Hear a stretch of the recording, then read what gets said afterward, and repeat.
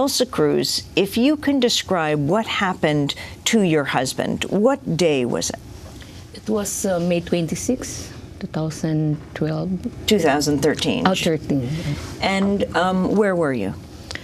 I'm the person who called the police that time, and I'm there.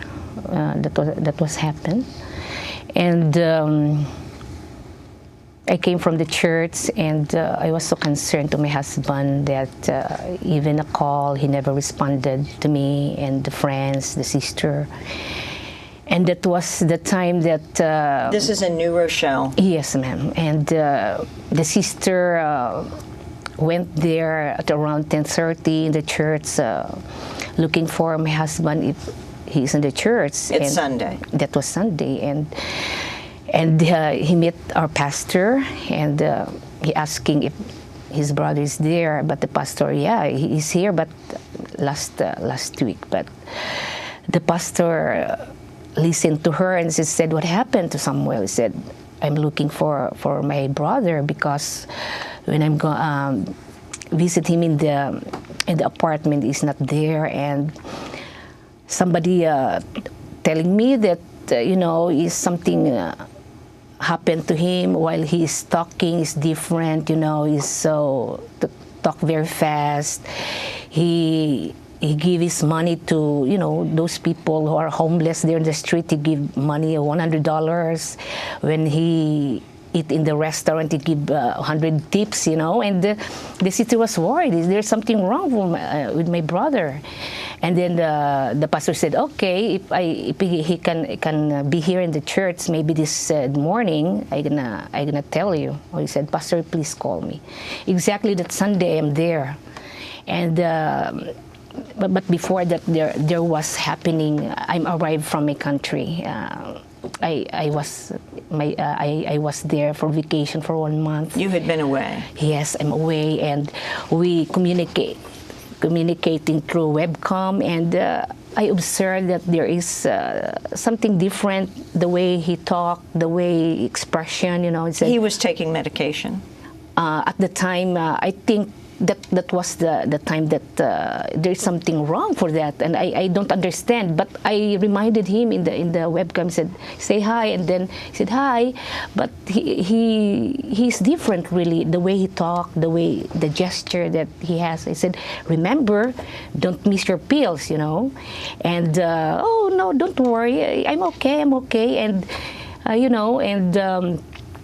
there's something that bothered me, so I'm in a hurry to go back home. So that Sunday, the pastor said, "Elsa, the sister of your husband is coming here." But I said, but that was happened. I want to explain. When I arrived from the airport, he took me in the airport, and he's very pale. He met you at the airport? Yeah, in the airport. He took me and brought me in our apartment.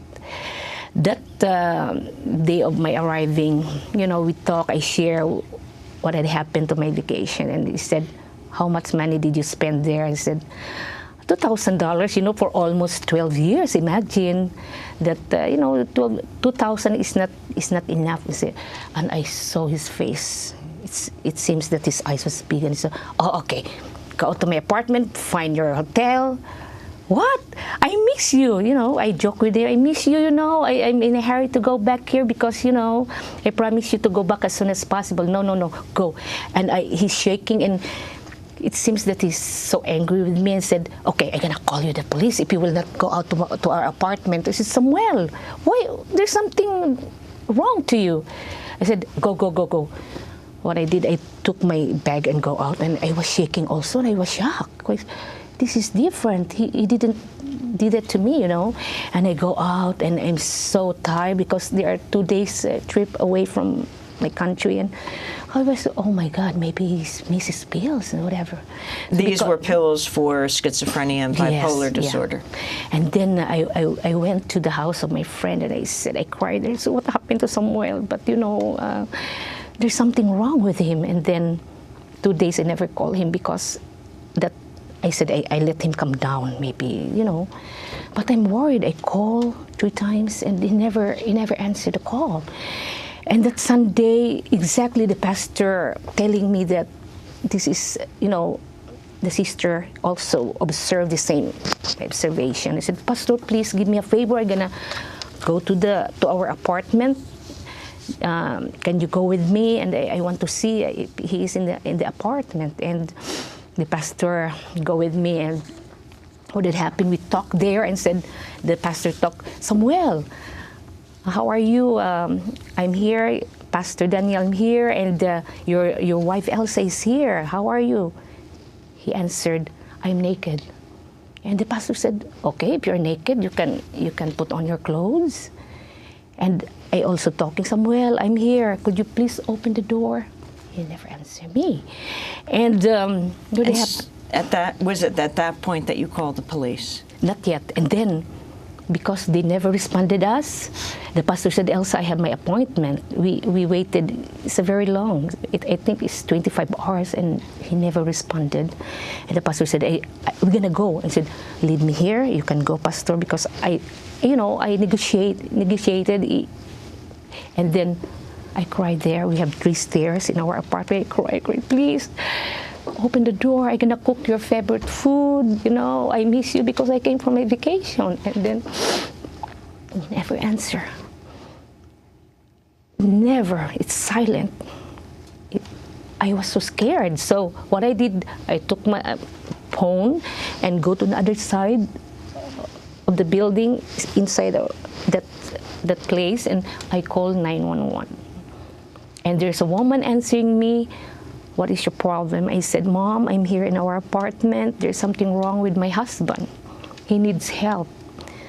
Can you please send us somebody to help me to assisting him to go to the hospital? I said, your husband is harming anybody? And no, Mom, no.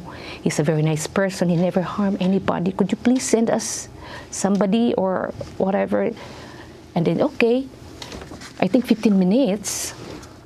Because I'm watching somebody, because there's a small window beside our apartment when you go down.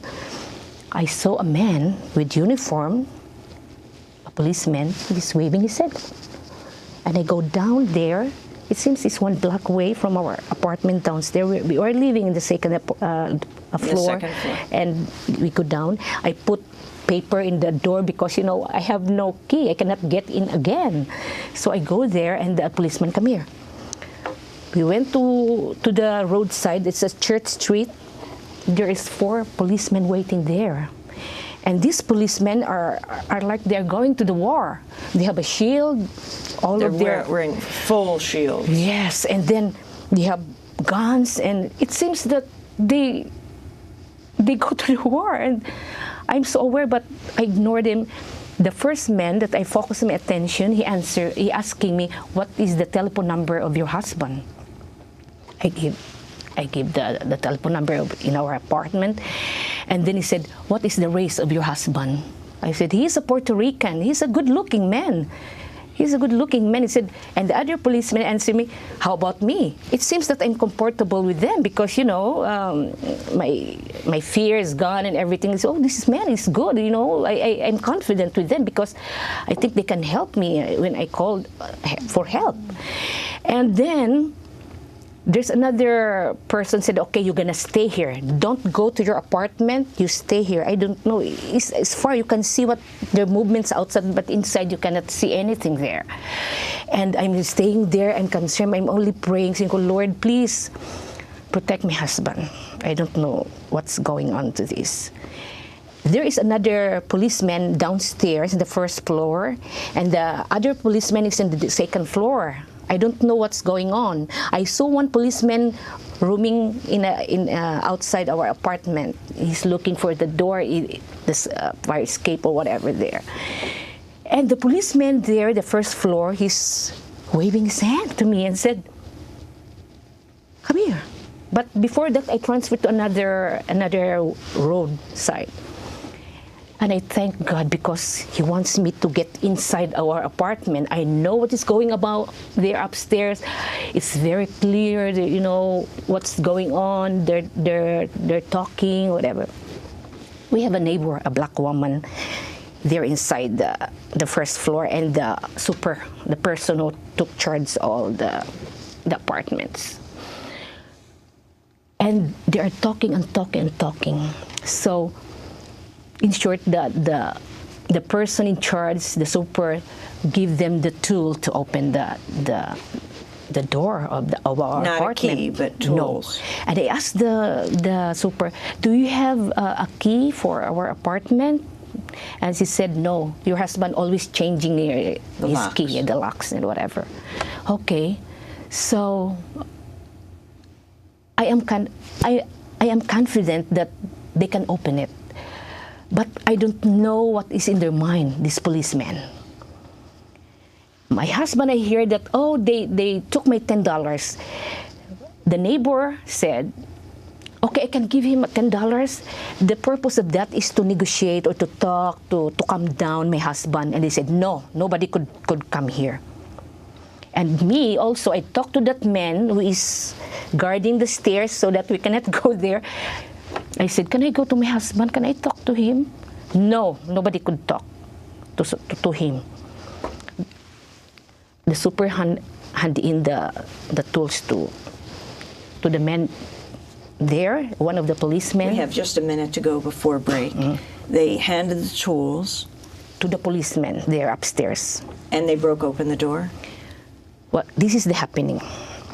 I heard very clear when they opened the door, before the first broke, you can hear the tools, Right. It's like... Break open the door.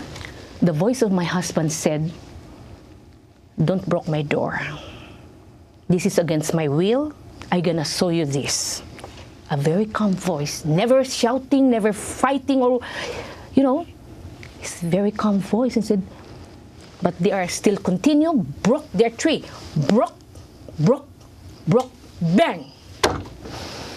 I don't hear any commotion, even the step on the floor that they are fighting, or they said they put the machine there to taser him. Taser or whatever. It's very fast. And I shouted, do you harm my husband?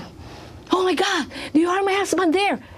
I didn't. Even their voices, those policemen, I didn't hear their voice. It seems everybody is silent.